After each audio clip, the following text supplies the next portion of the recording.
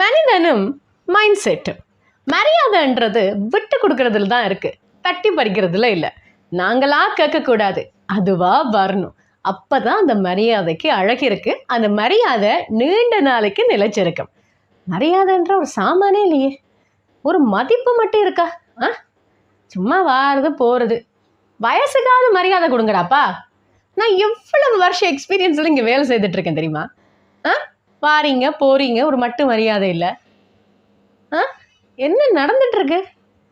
ஏன் மதிப்பையும் மரியாதையும் குறைக்கிற மாதிரியே நடந்துக்கிறீங்க? உங்களுக்கு அது தேவைன்னா நீங்க செய்யுங்க.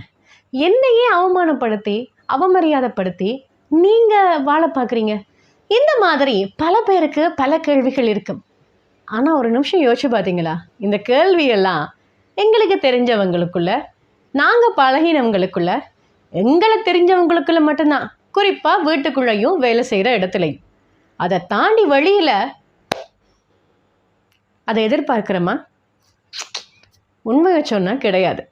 மீடியாவில் ரொம்ப பிரபலியமானவங்களா இருந்தாலும் எல்லாருக்கும், எல்லா மொழிக்காரர்களுக்கும், எல்லா சகோதர இனத்துக்கும் அவங்களுக்கு தெரியணும்ன்றது கிடையாது. அப்படியான சந்தர்ப்பத்தில் ஒரு கடைக்கு போனால், நான் மீடியாக்காரர், நான் ஜேர்னலிஸ்ட், எனக்கு இது வேணும் அப்படின்னு மரியாதை எதிர்பார்க்கிறோமா? இல்லை தானே.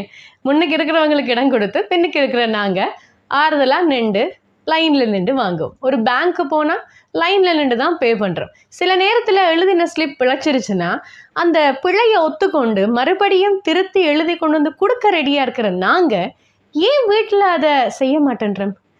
ஏன் ஆஃபீஸில் அதை ஏற்றுக்கொள்ள மாட்டேன்றோம்?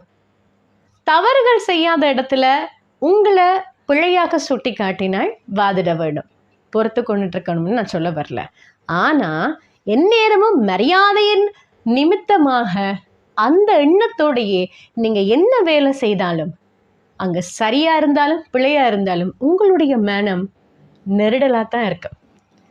கொஞ்சம் பொதுவாக சிந்திப்போம், பல விஷயங்களை விட்டு கொடுப்போம். ஒரு பொருளை இன்னொருத்தருக்கு விட்டு கொடுக்கறதுனால என்னுடைய மரியாதையை நான் இழக்கிறேன் என்று நீங்கள் நினச்சிங்கன்னா அது ஒரு உறவாக மட்டும்தான் இருக்கணும்.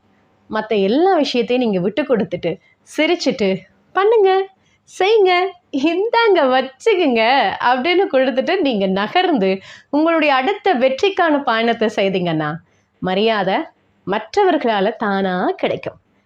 கொடுக்காதவங்கள்ட்ட போய் சண்டை போட்டு வெற்றி பெற்று மரியாதையை நிலைநிறுத்தணும்ன்றது கிடையாது.